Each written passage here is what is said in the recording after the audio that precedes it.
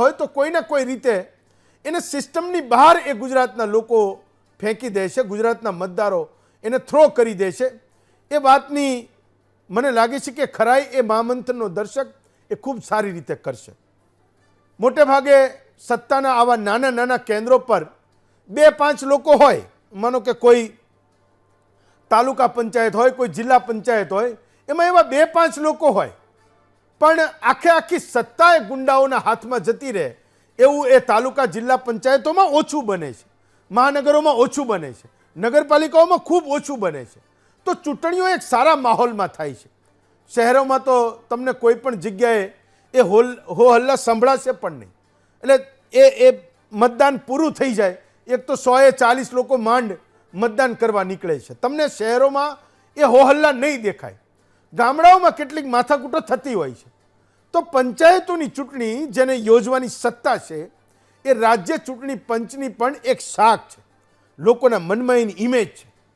એ ચૂંટણી પંચ વાસ્તવમાં તમને સ્વતંત્ર લાગે, ચૂંટણી યોજવા કેવી રીતે યોજવા વિશેના એ તમામ નિર્ણયો એ અત્યાર સુધી તો એ આપણને સ્વતંત્ર દેખાયા છે કે ભાઈ એ નક્કી કરે. તમે વિધાનસભા અને લોકસભાની અહીંયા આપણે ત્યાં ચૂંટણી હોય તો એ ઇલેક્શન કમિશનને એ ચૂંટણી યોજવાની સત્તા છે, એ પણ એક સ્ટેચ્યુટરી બોડી છે. તો એક આપણને એવું લાગે કે અહીંયા ગુજરાતમાં બહુ માથાકૂટો ઓછી થાય છે અને જિલ્લા તાલુકા અને મહાનગરોની ચૂંટણી પતી જાય એ તો આપણને ખબર પણ નહોતી પડતી. એ રાજ્ય ચૂંટણી પંચની પણ મેં કીધું એમ કે એક શાખ છે. એ મતદાન અને મતગણતરી માટે રાજકીય પક્ષો અને એ નેતાઓને, એના અપક્ષ ઉમેદવારોને જે એજન્ટ નિમે છે એના માટેનો એક નિયમ, એક જોગવાઈ એ લઈ આવ્યા, એની ખૂબ ચર્ચા છે. એક આદર્શ સ્થિતિ અને મોટે ભાગે નિયમ એવો છે કે વોર્ડનું મતદાન હોય તો મતદાન એજન્ટ માટે પાર્ટીઓ એ જ વોર્ડના એજન્ટને અપોઇન્ટ કરતી હતી. આ એક આદર્શ સ્થિતિ હતી, એક જોગવાઈ હશે, નિયમોની એક વાત પણ છે. ચૂંટણી પંચનું એક ફોર્મ છે કે એમાં ઉમેદવારે સહી અને સહી સિક્કા કર્યા હોય, જેને એજન્ટ તરીકે નિમા હોય એનો ફોટો હોય, બાકીની વિગતો હોય. આજનો ચૂંટણી પંચનો પરિપત્ર એવું કહી રહ્યો છે કે અમદાવાદમાં જો ચૂંટણી થતી હોય તો મહાનગરના એ 48 વોર્ડમાંથી કોઈ પણ વોર્ડના નાગરિકને તમે કોઈ પણ વોર્ડમાં એજન્ટ તરીકે નિમી શકો છો.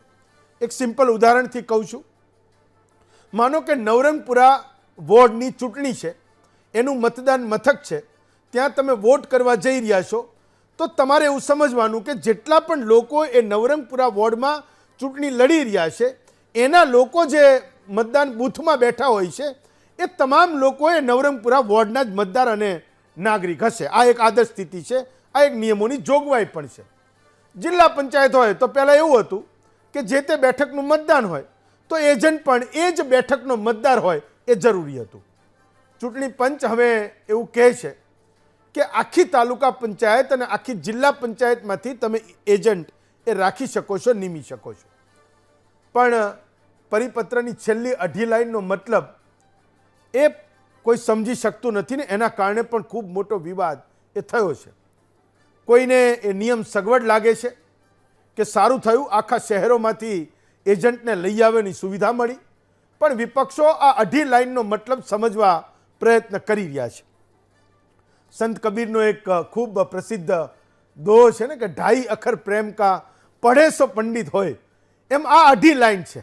એમાં ચૂંટણી પંચ એવું લખે છે કે નિયુક્ત કરવામાં આવનાર ચૂંટણી એજન્ટ પર કોઈ પણ જાતનો ગુનો નોંધાયેલો ન હોવો જોઈએ કે ગુનાહિત ઇતિહાસ ધરાવતો ન હોવો જોઈએ, એ જોગવાઈ રદ કરવામાં આવે છે. આ એક ખૂબ આશ્ચર્યની વાત છે કે ચૂંટણી પંચ દંડો લઈને ઊભું રહેતું હતું કે ચૂંટણીમાં ગુંડાઓ અને અસામાજિક તત્વોને ફરકવા પણ નથી દેવાના. અને આપણને પણ લાગે કે ચૂંટણી પંચનો એકમાત્ર ઉદ્દેશ અને ધ્યેય અને એનું કામ એ જ છે કે ફ્રી અને ફેર ઇલેક્શન થાય. આ ચૂંટણીમાં કે કોઈ પણ ચૂંટણીમાં એ ઇલેક્શન કમિશનનું વજૂદ હતું કે ભાઈ કોઈ અસામાજિક તત્વ કે ગુંડો એ બૂથની આજુબાજુ પણ ના ફરકવો જોઈએ, એ ઇલેક્શનની પ્રક્રિયામાં કોઈ પણ પ્રકારની દખલઅંદાજી એ ન કરી શકવો જોઈએ. એ આ બધું બોલ્યા વગર સમજાતું હતું. હું ને તમે કંઈ નિયમો વાંચવા નહોતા જતા, પણ એ રાજ્ય ચૂંટણી પંચને આવો પરિપત્ર કરવાની કેમ જરૂર પડી કે ગુનાહિત ઇતિહાસ ધરાવતા હોય એને ચૂંટણી એજન્ટ નહીં બનાવવા એ જોગવાઈ તો છે જ, પણ એ જોગવાઈ અમે રદ કરીએ છીએ. સીધો મતલબ તો એવો જ છે કે ગુનાહિત ઇતિહાસ ધરાવતા લોકો ચૂંટણી એજન્ટ તરીકે રહી શકશે અને નેતાઓ એને રાખી પણ શકશે. આની અસર શહેરોમાં તો ઠીક છે, મેં કીધું એમ કે લોકો ઠેકાણે પાડી દે, શહેરોમાં બહુ ન થાય, પણ લુખ્ખાઓને એ શહેરવાળા પૂરા કરી નાખે છે. મોટે ભાગે એવું થાય છે, કોઈ ડરાવી ધમકાવી ઓછો જાય. પણ ગામડાઓમાં આવા અસામાજિક તત્વો ચૂંટણી એજન્ટ તરીકે બૂથમાં બેસશે, એ આંખો બતાવશે, તો કયો ગામવાળો ભયમુક્ત થઈને એ મતદાન કરવા જશે?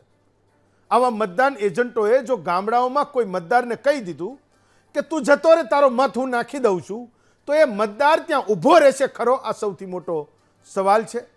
તો ચૂંટણી પંચનો કોઈ જવાબ તો નથી આવ્યો, પણ આ વાતને સમજવાની છે કે આખરે ચૂંટણી પંચે આવો નિર્ણય કેમ કરવો પડ્યો અને એને લેખિતમાં કેમ આપવું પડ્યું કે આ અમારી એક જોગવાઈ તો છે જ કે અસામાજિક તત્વોએ, એ ગુંડાગીરી કરનારા લોકોએ, જેના ઉપર કેસ નોંધાયેલા છે, એ લોકોએ ચૂંટણીની પ્રક્રિયાથી દૂર રહેવાનું છે. તમે એજન્ટ તરીકે એને નહીં નિમી શકો, પણ હવે એવા લોકોને પણ તમે એજન્ટ તરીકે નિમી શકશો. આવું લેખિતમાં આપવું મને લાગે છે કે આ ખૂબ ગંભીર વાત છે.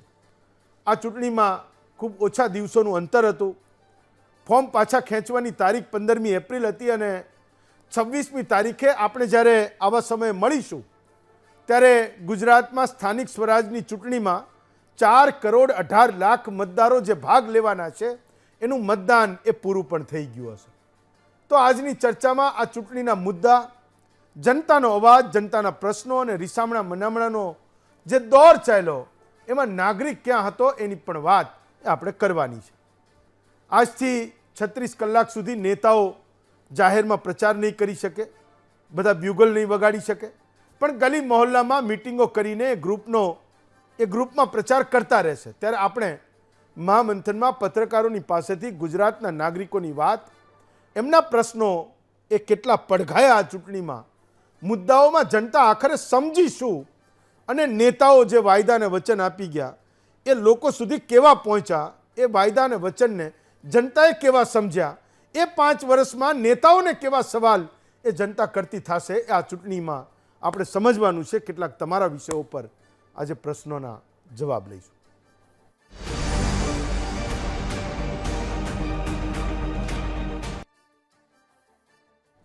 ચલો, તો આજે આ પરિપત્રનો સૌથી મોટો વિરોધ કોંગ્રેસે કર્યો. એણે કીધું કે આ સીધી રીતે ગુંડાઓની ચૂંટણીમાં એન્ટ્રી છે. હું એ સંભળાવું છું ને એના પછી હું આ મહામંથનને ખુલ્લું મૂકું છું.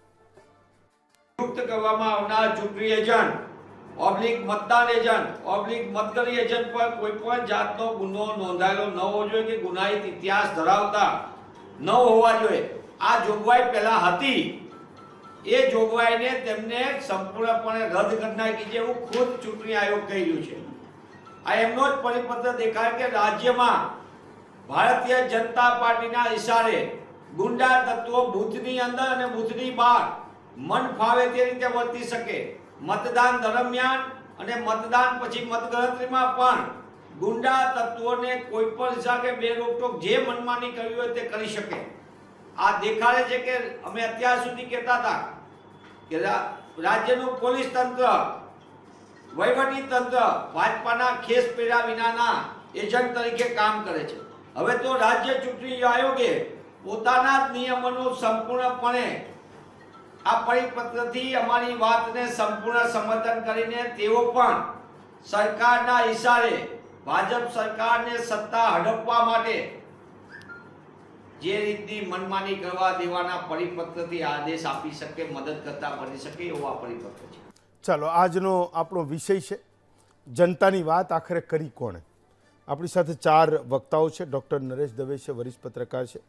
જપ્તવ્ય યાજ્ઞિક છે, એ પણ વરિષ્ઠ પત્રકાર છે. વિરાંગ ભટ્ટ છે, એ પણ વરિષ્ઠ પત્રકાર છે. અને જીતેન્દ્ર પટેલ છે, એ પણ વરિષ્ઠ પત્રકાર છે. તો 4 વરિષ્ઠ પત્રકારોની વચ્ચે આજે ખૂબ લાઇટર મોડમાં એ પત્રકારોની વાતને જાણવાની છે જેણે જનતાની વચ્ચે જઈને રિપોર્ટ કર્યું છે, ક્યાંક જનતાની સેન્સ પણ લીધી છે અને ક્યાંક એ ચૂંટણીઓના ઇતિહાસને, ગુજરાતની ચૂંટણીને પણ એ સારી રીતે સમજે છે.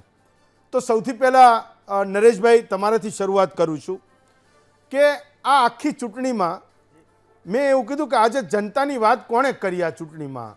મૂળ તો ક્યાંક જોયું તો ક્યાંક કોઈક એવું ધમકાવતું હતું કે પેનલ ના તૂટવી જોઈએ, ક્યાંક કોઈક એવું કહ્યું હતું કે સમાજના લોકો મત નહીં આપે તો દરવાજા બંધ કરી દઈશ, ક્યાંક કોઈક એવું કહેતું હતું કે તમે જો અમને મત નહીં આપો તો ગ્રાન્ટ કોઈને નહીં આપીએ. અને મોટે ભાગે આ શોર બકોરમાં લગભગ 8-9 દિવસનો જે પ્રચાર મળ્યો હતો એ આખો આમ જ પૂરો થઈ ગયો છે.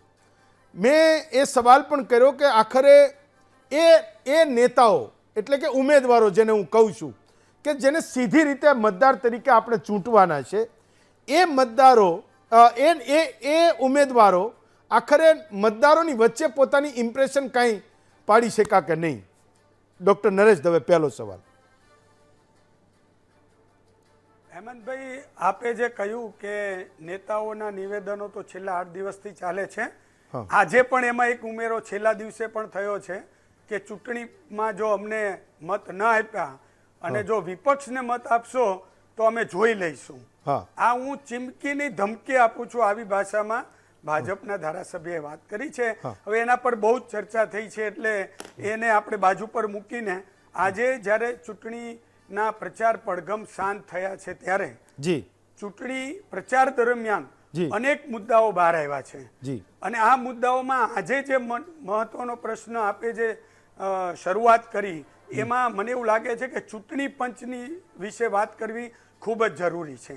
એટલા માટે કે આ જે પરિપત્ર છે એનો વિરોધ સ્વાભાવિક કોંગ્રેસ કરે જ, પણ એ ચૂંટણી પંચે બહાર પાડેલો પરિપત્ર છે અને પરિપત્ર એવું સ્પષ્ટ સૂચવી રહ્યું છે કે આ પરિપત્રને કારણે અનેક પ્રશ્નાર્થ ચૂંટણી પંચ પર આવી શકે એમ છે.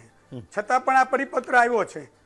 જે જોગવાઈઓ જે જોઈએ છીએ એ જોગવાઈઓમાં એ લૂપ હોલ્સનો ઉપયોગ, એનો ફાયદો એ સત્તાધારી પાર્ટીને થવાનો છે, એ દીવા જેવી ચોખ્ખી વાત છે. છતાં પણ એ કરવામાં આવ્યું છે. એનો અર્થ એવો થયો કે મતદાર ભૂલાયો છે. આ ચૂંટણી મતદાર માટેની છે. મતદારોનો મહોત્સવ, મતદારોનું પર્વ તરીકે આપણે એને લોકશાહીમાં કહેતા આવ્યા છીએ, પણ છેલ્લા 10 દિવસની જે આખી સફર છે, આપણે અનેક વખત ચર્ચામાં જોડાયા, અનેક મુદ્દાઓ આવ્યા છે, તો એમાં ક્યાંય મતદાર છે નહીં. શરૂઆત ક્યાંથી થઈ? ઉમેદવારોની પસંદગીથી શરૂ કરીને પછી ઉમેદવારી પત્ર પાછું ખેંચવાની વાત આવી, પછીનો ક્રમ આવ્યો સમર્થનમાં બાજુમાં બેસાડો. તો આ બધું ચૂંટણી પંચ જોઈ જ રહ્યું છે. તમે મને એવું કહો કે ચૂંટણી પંચે ક્યાંય પણ એક્શન લીધા હોય એવી કોઈ ઘટના આપણા ધ્યાનમાં આવી હોય? હું એક નાનકડી વાત કરું કે ટ્રાફિકને લઈને આપણે બધાને મેમો આપીએ છીએ. ભાજપ કોંગ્રેસ બંને બાઇક રેલીઓ કાઢી અને હેલ્મેટના કાયદાનો ઉલાળ્યો કરી લીધો. ક્યાં કોણે ફરિયાદ કરી?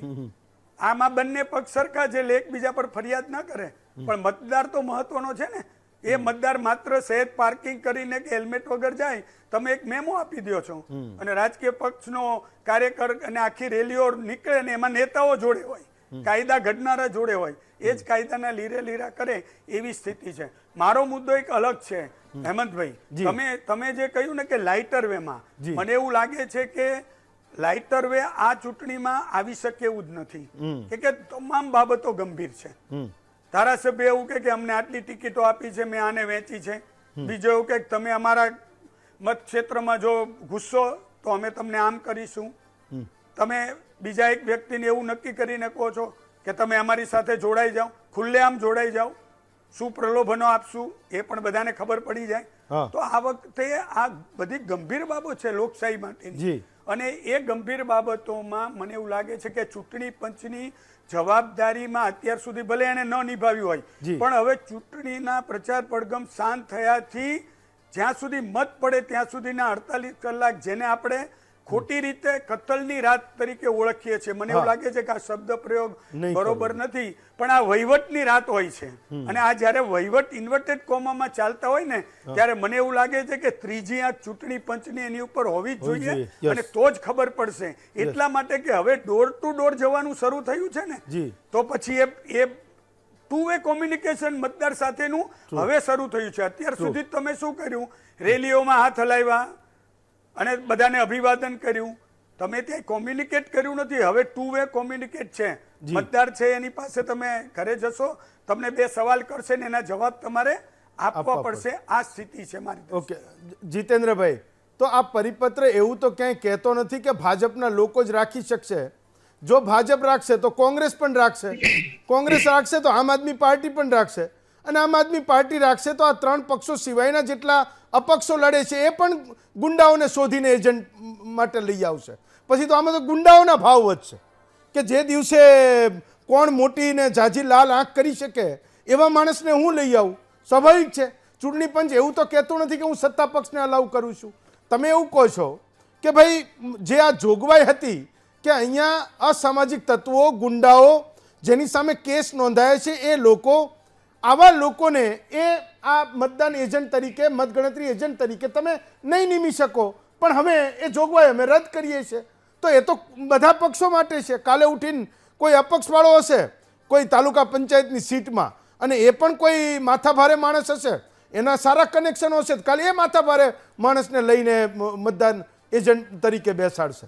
તો આ તો એક ભયાનક ટ્રેડિશન શરૂ થશે કે નહીં આપણે આ પેલી ઉમેદવારો પસંદ કરવા પહેલાં જે સેન્સ લેવાય તો એ ગુંડાઓ શોધવા લોકો સેન્સ લેશે. જીતવા માટે લોકો શું નથી કરતા? જીતેન્દ્રભાઈ.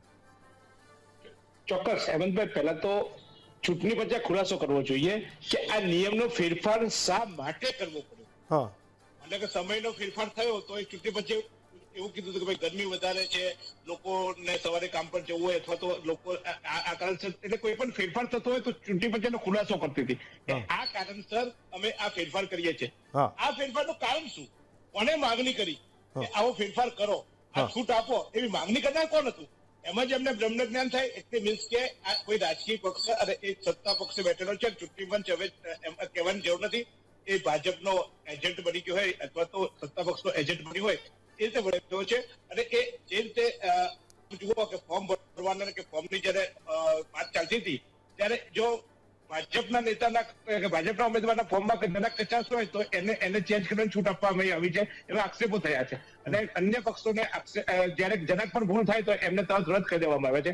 એટલે આ બધું જ જે ચૂંટણી પંચની પ્રક્રિયા હતી તેની સામે શંકા હતી, પણ હવે સ્પષ્ટ એવું લાગે છે કે આ ગુંડા રાજ ધીમે ધીમે પ્રવેશ આપવાનું એક બારણું ખુલ્યું છે.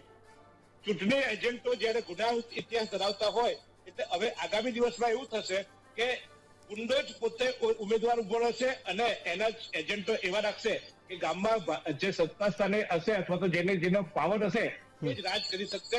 પ્રજાની સામે સામાન્ય ઉમેદવાર હવે ચૂંટણી લડતા ખટકાશે. કારણ કે શરૂઆતથી અત્યારે 2 એજન્ટો આપ્યા, પછી ઉમેદવારને પણ છૂટ આપી દેશે આ લોકો. શું ભરોસો?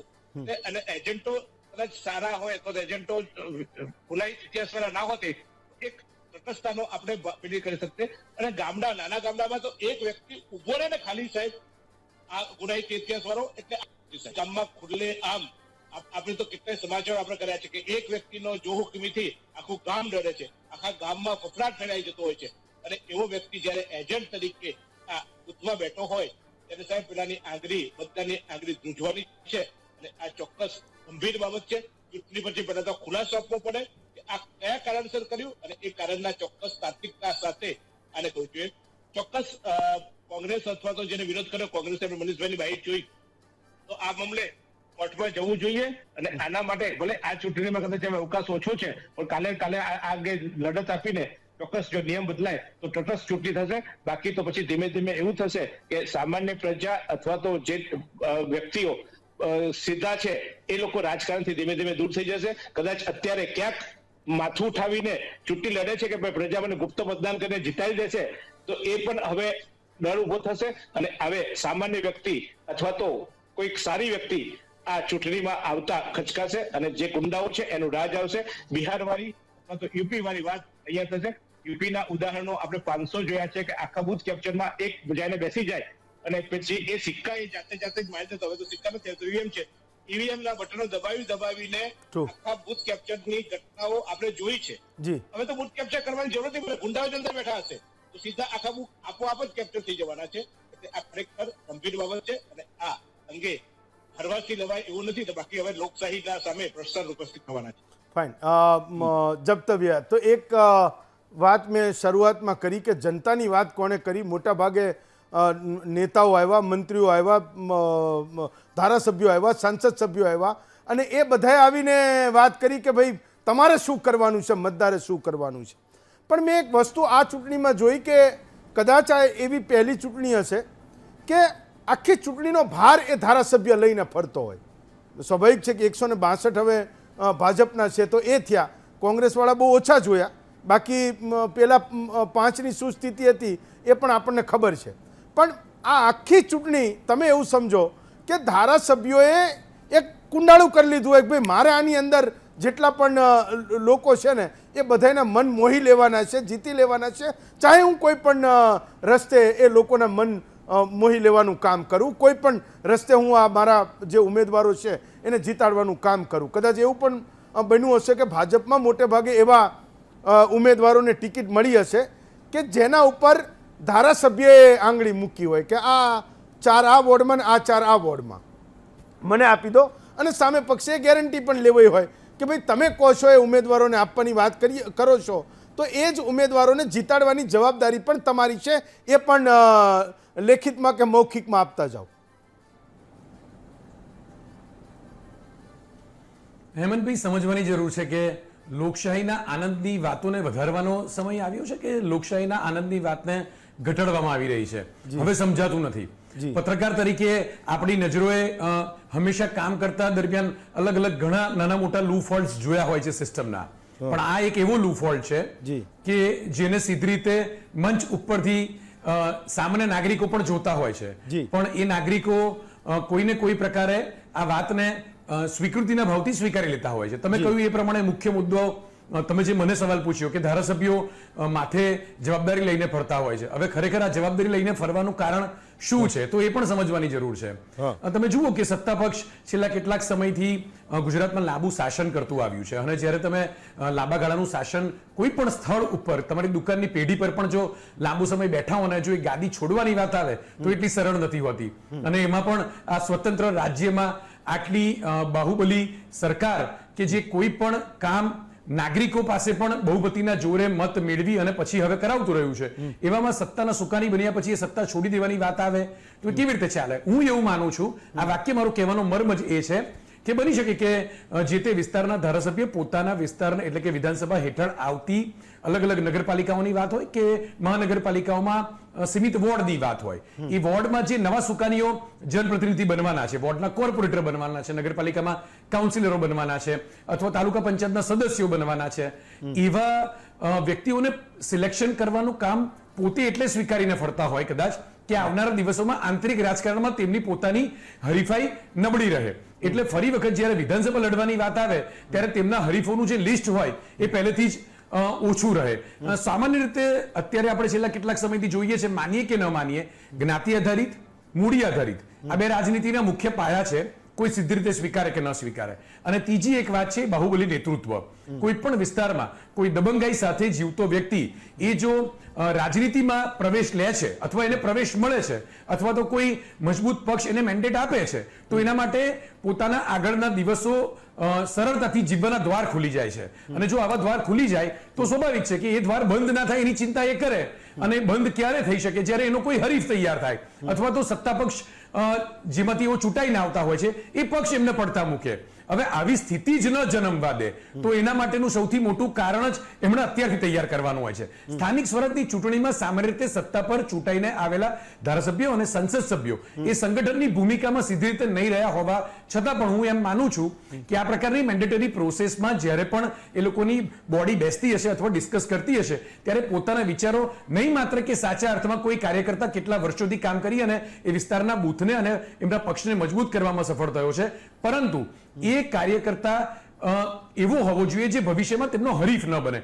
આવા ધારાધોરણો આગળ રાખીને ચૂંટણીમાં પોતાના ઉમેદવારો જ ગોઠવાય એ પ્રકારના માનસિકતા સાથે આગળ વધતા હશે એવું મારું માનવું છે. અને એ જ કારણથી તમે જોયું કે આ વખતે પણ જે પ્રમાણે વિપક્ષ કે પક્ષ બંને દ્વારા જે ચૂંટણી માટે વિપક્ષની તો વાત કદાચ કરવી અત્યારે વહેલી પણ છે, કારણ કે તેમની પાસે ઉમેદવારોની જે બળ તૈયાર કરવાની વાત હતી એમાં પણ ક્યાંક એમની પોતાની સૂચિ તૈયાર કરવા માટે પણ તેઓ મોડા પડ્યા કદાચ, અથવા એમની પાસે ઉમેદવારો મેળવવા માટેની જે મહેનત કરવાની કે તકલીફો ઊભી થઈ એ પણ નબળી સાબિત થતી હતી, પણ સત્તા પક્ષની વાત આવે ત્યારે મોટી સંખ્યામાં નવા ચહેરા જોવા મળ્યા. ત્યારે આંતરિક રાજકારણ પણ આપણે સામે આવતું જોયું, લોકો નારાજ પણ થયા અને એ પાછળ આ તર્કને હું ચોક્કસ માનું છું કે નકારી ન શકાય. એક વિસ્તારમાં એક ધારાસભ્ય પોતે અલગ અલગ વિસ્તારમાં ઉભા રહેતા કદાચ આર્થિક રીતે સક્ષમ ન હોય, જે પ્રમાણે આપણે જાણીએ છીએ કે મહાનગરપાલિકામાં ચૂંટણી લડવા કોર્પોરેટરની ખર્ચની મર્યાદા 9 લાખ રૂપિયા સુધીની હેમંતભાઈ રાખવામાં આવી છે. આપણે શું માનીએ કે કેટલા કોર્પોરેશનમાં ઉભા રહેલા ઉમેદવારોની 9 લાખ રૂપિયા ચૂંટણી પાછળ 12 દિવસમાં ખર્ચવાની તૈયારી હશે? અને જો એટલો મજબૂત હતો કે પોતે 9 લાખ રૂપિયા ખર્ચી શકે 12 દિવસમાં પોતાની ચૂંટણી જીતવા માટે, હું માનું છું એ 9 લાખ રૂપિયા એ બેંકમાં મૂકે તો સામાન્ય સેવા તો જનતાની પોતાના વિસ્તારમાં કરી શકે છે. રાજકીય પક્ષ સાથે જોડાઈ સત્તા પર આવી અને પોતાના આગળના સપનાઓ પૂરા કરવા માટેના આયોજન આવા લોકો કરતા હોય છે. અને એ આયોજન કરનારા લોકો નબળા હોય એની ચિંતા કદાચ એ વિસ્તારનો ધારાસભ્ય કરતો હોય છે, એવું મારું માનવું છે. આશા રાખીએ કે આપણા વિચારો, એટલે કે મારા વિચારો ખોટા હોય, સાચા અર્થમાં કોઈ મજબૂત સુકાની આવે અને હાલના સુકાનીનો હરીફ બને, આવનારા દિવસોમાં જનતાને કોઈ મજબૂત નેતા મળે. ઓકે વિરાંગભાઈ, તો એક વાત જપ્તવીએ કરી કે મોટે ભાગે જે લોકો સત્તા પક્ષમાં છે, જે નેતાઓ છે, જે ધારાસભ્યો છે, સાંસદ સભ્યો છે, એણે આ ચૂંટણીને એના ખભા ઉપર એટલે પણ લીધી કે ક્યાંક એ કંઈક વસ્તુને જોવે છે. વિરાંગભાઈ, તમે એ વાતને બરાબર જાણતા હશો કે આટલા બધા પડકારોની વચ્ચે પણ ભાજપની સ્થિતિ મહાનગરો અને નગરપાલિકામાં એ ખૂબ સારી છે.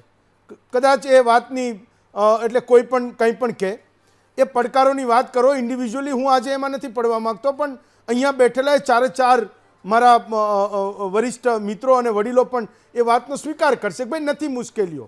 તમને મહાનગર અને નગરપાલિકામાં માથાકૂટો નથી, તાલુકા જિલ્લા પંચાયતમાં માથાકૂટો હશે તો એવી કઈ માથાકૂટો છે કે કોઈ તમારા ઉપર એવડો મોટો આરોપ કરી જાય કે આ ચૂંટણી જીતવા માટે તમે આ કામ કરી રહ્યા છો? વિરાંગભાઈ, તો શું મુશ્કેલીઓ છે?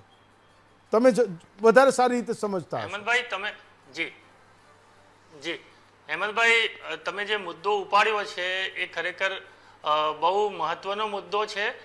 અને મારે એ વિશે કહેવું છે કે પહેલી વાત તો એ કે ઇલેક્શન કમિશન કોઈ પરિપત્ર જાહેર કરે છે ત્યારે એ કઈ એનું ટાઈમિંગનો એક સવાલ છે કે આ જે નિયમો છે એ નિયમો બહુ એડવાન્સમાં ડિક્લેર કરી દેતા હોય. જ્યારે આચારસંહિતા અમલમાં આવતી હોય ત્યારે જ બધા નિયમો તો જનરલી એ લોકો ડિક્લેર કરી દેતા હોય છે, પણ આ વોટિંગના 2 દિવસ પહેલા આ ટાઈપનો એક પરિપત્ર આવે છે એ એક સવાલ ઉભો કરે છે કે આ શું કામ કરવું પડ્યું હોય. તો એમાં એક સવાલ એ છે કે ભાઈ પોલિંગ એજન્ટોની સંખ્યા શું ઓછી છે એવું કોઈએ રજૂઆત કરી છે? કોઈ વિપક્ષ છે કે સત્તા પક્ષ છે કે ભાઈ અમારે પોલિંગ એજન્ટ નથી મળતા એટલે અમારે જે ક્રિમિનલ બેકગ્રાઉન્ડના માણસોને બી અમારે રાખવા પડે, એવી કોઈ રજૂઆત થઈ હોય તો કદાચ ઇલેક્શન કમિશને નવો પરિપત્ર જાહેર કર્યો કે ભાઈ ઓછા પડે છે. હવે તમે જુઓ કે સત્તા પક્ષની અંદર તો ઉમેદવારોની સંખ્યા એટલી બધી હતી એટલે એ ઉમેદવારોમાંથી જ અમુક એજન્ટો બનાવતા હોય છે, એટલે અમુક જગ્યાએ તો 20 ગણા 25 ગણા હતા. અને ખૂટતા હતા કોને? તો વિપક્ષને ખૂટતા હતા કે એમને તો કેન્ડિડેટ જ નતા મળતા. એટલે પોલિંગ એજન્ટોની જે અછત હોય એ વિપક્ષને હશે એવું આપણે માની શકીએ, અને સત્તા પક્ષને તો પોલિંગ એજન્ટની કોઈ અછત હશે એવું આપણે માની નહીં. બરાબર. હવે બીજો સવાલ એ થયો કે આ જે પરિપત્ર આવ્યો છે એ પરિપત્ર આવ્યો ને એનો વિરોધ કોણે કર્યો છે?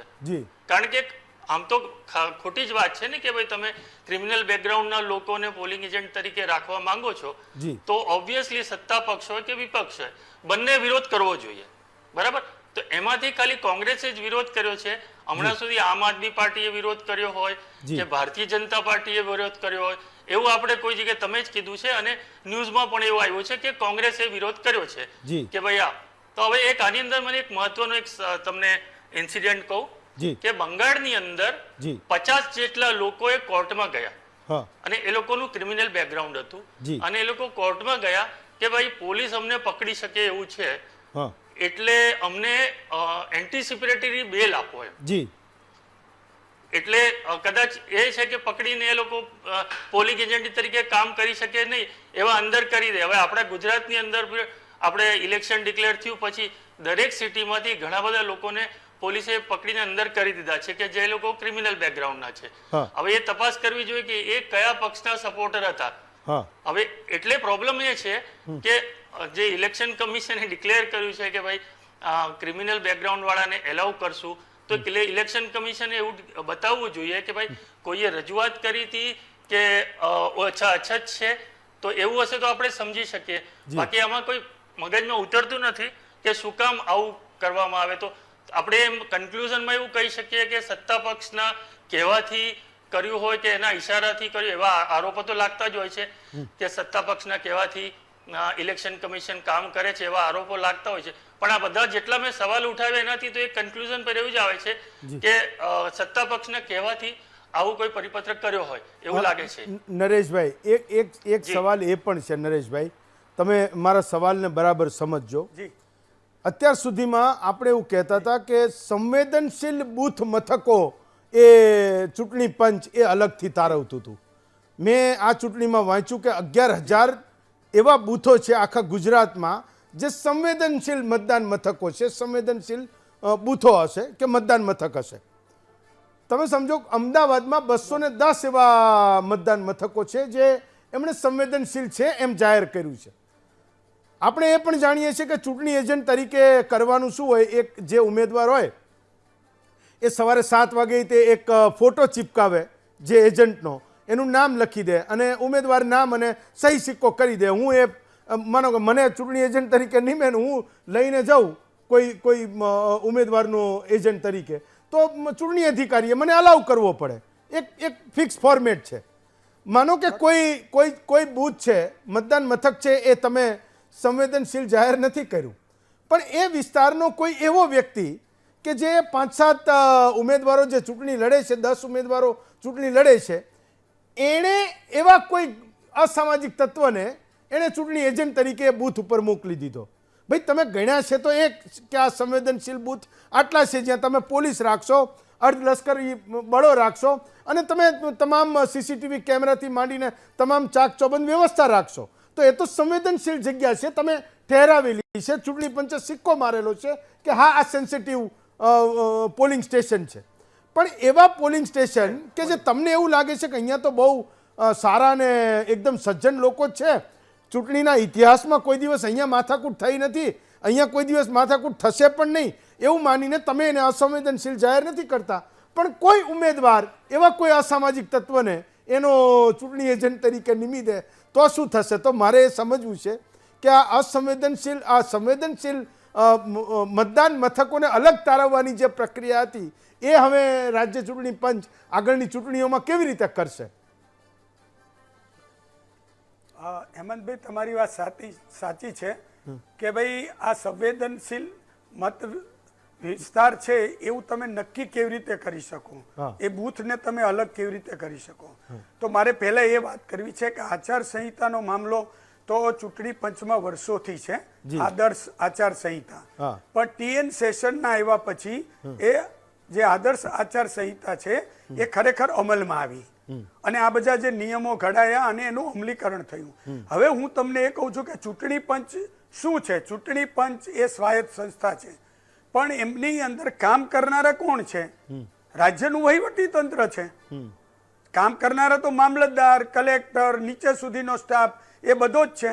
અને ચૂંટણી પંચ જ્યારે ચૂંટણી જાહેર થાય ત્યારે એમને જ્યાં જ્યાં પણ લાગે ત્યાં અધિકારીઓની ટ્રાન્સફર કરે છે, DSPની ટ્રાન્સફરો કરે છે, કલેક્ટરની ટ્રાન્સફર થયાના ઘટનાઓ બનેલી છે. એનો અર્થ એવો કે ચૂંટણી પંચ પાસે આખું વહીવટી તંત્રનો દોર છે. હવે આ વહીવટી તંત્ર કોને માટે કામ કરે છે? તો શાસક પક્ષ માટે કામ કરે છે. તો ચૂંટણી પંચ ઉપર ભલે ચૂંટણી દરમિયાન ચૂંટણી જાહેર થયા પછી એ ચૂંટણી પંચ છે એનું બોસ છે, પણ એનું સંચાલન તો વહીવટી તંત્ર કરે છે. અને વહીવટી તંત્રની અંદર ચૂંટાયેલી પાંખ છે, એ લોકોના સંપર્કો છે, એ લોકોના સંબંધો છે. તો કેવી રીતે કામ થશે? તમે આદર્શ આચાર સંહિતાનું કેવી રીતે કામ થશે? એટલે આ વખતે ચૂંટણી પંચે આ પરિપત્ર કર્યો એટલે વાત બહાર આવી છે. પણ હું તો એ પહેલા કહેતો આવ્યો છું કે આમાં ક્યાંય ચૂંટણી પંચની ભૂમિકા છેલ્લા 10 દિવસમાં ક્યાંય દેખાઈ નથી. હેડ સ્પીચમાં આપણે ચૂંટણી પંચમાં ફરિયાદો થતી હોય છે. મેં તો કહેલું છે આપના મંચ ઉપરથી કે ભાઈ એવી સ્પીચ આવી છે કે જેમાં ચૂંટણી પંચ પોતે સુઓ મોટો કરીને કેસ દાખલ કરી શકે. કેમ નથી કર્યો? એનો અર્થ એવો થયો કે એમણે આંખ વિચામણા કર્યા છે. આ પરિપત્ર બહાર આવવાને કારણે હવે સીધું ચૂંટણી પંચ છે એ સીધું જ હવે ચિત્રમાં આવ્યું છે. અને આપણા પત્રકાર મિત્ર બંને મિત્રોએ કહ્યું કે ભાઈ એમણે જવાબ આપવો પડશે, ખુલાસો તો કરવો જ પડશે. અત્યારે બધી કોર્ટ મેટર થઈ શકે એમ નથી, બહુ સમય ઓછો છે. પણ એમ જ બી મને એવું લાગે છે કે તમે જે સવાલ કર્યો ને કે સંવેદનશીલ જે બૂથ મથક છે કેવી રીતે નક્કી કરે, તો કે અગાઉની ચૂંટણીઓમાં ત્યાં કંઈ ધમાલ થઈ હોય, અગાઉની ચૂંટણીઓમાં ત્યાં કંઈ ગેરરીતિ થઈ હોય, તો મને એવું લાગે છે કે અત્યારે સંવેદનશીલ વિસ્તાર ન હોય ત્યાં આ વખતે થઈ શકે એમ છે. અને જે સંવેદનશીલ ગણો છો ત્યાં કશું ન પણ થાય. માત્ર તોફાનના સંદર્ભમાં સંવેદનશીલ ગણવાની જરૂર નથી. હું એવું માનું છું કે ગેરરીતિના સંદર્ભમાં પણ ગણવાની જરૂર છે. જેમ કે અમુક ત્રિજ્યાની અંદર મતદાન મથકથી કોઈ અંદર જઈ શકવું ન જોઈએ, કોઈ સ્લીપ આપવું ન જોઈએ, પોતાની પાર્ટીની સ્લીપ એની સાથે ન જવી જોઈએ. કોઈ રાજકીય કાર્યકર છે એ મતદાર જ્યારે મતદાન કરવા માટે જતો હોય ત્યારે એને જોડે જોડે ચાલીને એ કાનમાં બે વાત કહીને એ લોકોને ઇન્ફ્લુઅન્સ ન કરતો જે આ બધું લખેલું છે. એની જગ્યાએ તમે મતદાન મથકની અંદર બેઠેલો વ્યક્તિ, તમે જે કહો છો ને કે એ અંદર બેઠેલો એજન્ટ છે, એ એજન્ટ એ જ સમયે બે શબ્દ બોલે, એની સામે બેઠેલા પ્રિસાઇડિંગ ઓફિસર કશું બોલે નહીં, તો આનો કોઈ અર્થ જ નથી. એટલે મને તો એવું લાગે છે. અને શાસક પક્ષમાં ભાજપ છે તો ભાજપ છે સ્વાભાવિક કરી શકે, કોંગ્રેસના પણ એજન્ટ બેઠા હશે, એ વિરોધ પણ કરી શકશે. મેં એવી ચૂંટણી જોઈ છે કે ગામડાની અંદર મીડિયાને પ્રવેશવા ના દીધા હોય ગામડાની અંદર, અને થપ્પા લાગી ગયા હોય. અને ભાજપ કોંગ્રેસ બંનેના રાજની વાત કરું છું અને રાજપાની પણ વાત કરું છું. એટલા માટે તો ચૂંટણી પંચની ભૂમિકા ખૂબ જ મહત્વની છે. એને વહીવટી તંત્ર પાસે, પોલીસ તંત્ર પાસે બહુ એક આખું સરસ એને ઓર્ગેનાઇઝ વેમાં કામ લેવું જોઈએ. નહીતર બંને રાજકીય પક્ષો તો જ્યાં કોંગ્રેસનું જોર હશે કોઈ તાલુકા પંચાયતમાં તો એ પણ ગેરરીતિ કરી શકશે, અને ભાજપ પાસે સત્તા છે તો ત્યાં પણ કરી શકશે. એટલે હવે પછીના કલાકોમાં સૌથી મહત્વની ભૂમિકા એ છે કે મતદાર પોતે તેમાં જાગૃત થઈ જાય, અને મીડિયાની પણ વોચ એટલી જ જરૂરી છે. ચારેય પત્રકાર વડીલ મિત્રોને હું પૂછીશ કે એક વાત જે ગમી અને એક વાત ન ગમી, બધાનો ટર્ન વન બાય વન લઉં છું. જીતેન્દ્રભાઈ, તમારાથી શરૂઆત કરું છું કે ચૂંટણીના જે જાહેર પ્રચારના જે કલાકો છે એ ખતમ થઈ ગયા. હવે તો બધાએ ગલી મોહલ્લામાં જઈને ગ્રુપ મિટિંગો કરીને પોતાનો પ્રચાર કરવાનો છે. ને નરેશભાઈએ કીધું એમ કે આ વહીવટના કલાકો છે એમના માટે શરૂ થયા છે. મને એ કહો કે આ આખી ચૂંટણીમાં એક વાત એવી કે જે તમને ગમી હોય, એક વાત એવી જે ન ગમી હોય. જીતેન્દ્રભાઈ, શરૂઆત તમારાથી કરું છું. ગમવા જેવી વાત એટલી થઈ આ વખતે કે લોકોમાં જાગૃતિ દેખાય. એ જાગૃતિ દેખાય કે તમે અમારા વિસ્તારમાં નહીં આવો. ક્યારેક અત્યાર સુધી એવું થતું હતું કે માની લે કે કોઈ નારાજ થાય તો એ નારાજને 2 દિવસમાં મનાવી દેવામાં આવતો હતો, અને એ ચૂંટણીને જયારે ફોર્મ ખેંચવાને ત્યારે ખેંચાઈ જતું. પણ અનેક વિસ્તારમાં નારાજ લોકોએ પણ ઉમેદવારી ચાલુ રાખી, એ અપક્ષમાં ગયા અથવા તો અન્ય રીતે લડત આપી. એક સત્તા પક્ષ ત્યારે બહુ વ્યાપી થઈ જાય અને બાહુબલી થઈ જાય ત્યારે એને ક્યાંક નિરીક્ષણો અથવા તો અંકુશો. અને આ વખતે જે ચૂંટણીમાં દર વખતે ગઈ વખતેના બી આ નિયમ આવ્યા હતા કે 60 વર્ષથી નહીં લડી શકે. એ વખતે ક્યાંય સત્તા પક્ષે વિરોધ નતો થયો. આ વખતે કેટલાક લોકોએ, બધે નથી થયો પણ શરૂઆત ક્યાંક પક્ષોમાં ફોર્મ ભરાયા, ક્યાંક લોકોએ બીજા પક્ષમાં જતા રહ્યા, ભાજપથી બીજામાં જવાના પણ આ વખતે કારણો દેખાયા. એ લોકશાહી માટે એક સારી બાબત છે, કારણ કે કોંગ્રેસે જે હથિયારો હેઠા મૂકી દીધા છે અને કોંગ્રેસ જે રીતે ચૂંટણીમાં પોતાની નિષ્ફળતા ચૂંટણી પૂર્વે જ સાબિત કરી ચૂક્યું છે, ત્યારે લોકશાહી માટે બહુ મોટા પ્રશ્નો હતા. પણ જે ખરાબ જે બાબતો મને બીજી લાગી છે, સારી બાબત મને એવું લાગે છે કે થોડાક લોકો એ અવાજ ઉઠાવવાનું શરૂઆત કરી છે, ક્યાંક તો ચિંગારી નીકળી છે. અને ખરાબ બાબત એ લાગી કે લોકશાહીની હત્યા થઈ ખુલ્લેઆમ સવારે ફોર્મ ભરે અને સાંજે નક્કી થઈ જાય કે આ ફોર્મ પાછું ખેંચી જવાનું છે, અને ત્રીજા દિવસે જઈને એને આત્મજ્ઞાન થઈ જાય અને પછી એને ફોર્મ ખેંચી લે અને એ કોઈ કઈ ના કરી શકે, આપણો મતાધિકાર છીનવાઈ જાય. આનાથી મોટી કદાચ લોકશાહી માટે કરુણ ઘટના કઈ નહીં હોઈ શકે, કારણ કે લોકોને પોતાના ઉમેદવારને પસંદ કરવા માટે નહીં, અને એટલા માટે આ કરવામાં આવ્યું. મને એવું લાગે છે કે જે નવા નિશાળીયાને તમે ટિકિટ આપી દીધી હતી, એ નવા નિશાળીયાઓને કદાચ પ્રજા સ્વીકારતી નહીં, કારણ કે એવા લોકોને ટિકિટ આપવામાં આવી હતી કે એ મારો કાકા મામા માસાનો હોય અથવા તો મારો માણસ હોય, એવાને ભાજપના માણસને ટિકિટ આપવામાં નથી, કોંગ્રેસમાં બી સેમ જ થયું હતું. એટલે પક્ષનો માણસ નહીં પણ વ્યક્તિનો માણસ હોય એને ટિકિટ આપવામાં આવી હતી. ત્યારે કદાચ મતદાન થતે તો એવા લોકોને મુશ્કેલી થઈ શકવાની શક્યતા હતી. એટલે એક નવો સિલસિલો જે શરૂ થયો અને બિનહરીફનો જે સ્પર્ધા જામી છે અને એ બિનહરીફનો જે એકબીજાની કોમ્પિટિશન જે થઈ અને એ મારા માટે મને એવું લાગે છે કે આ બહુ ખરાબ બાબત છે. ચાલો, હું જપ્તવ્ય વિરાંગભાઈ અને નરેશભાઈની પાસે પણ આવીશ. અપેક્ષા રાખીશ કે જીતેન્દ્રભાઈને જે વાત ગમી અને ન ગમી એના સિવાયની વાત હોય તો એ કદાચ વધારે પ્રિફરેબલ હશે. આપણો સમયનો એ સદુપયોગ પણ હશે. એક નાનકડો એવો બ્રેક લઉં છું. બ્રેક પછી ત્રણેય પત્રકારો પાસે ફરી પાછો આવું છું. પછી સ્વાગત છે આપનું મહામંથનમાં. વિરાંગભાઈ, તમને 2 મિનિટનો ટાઈમ છે ત્રણેય મિત્રો પાસે.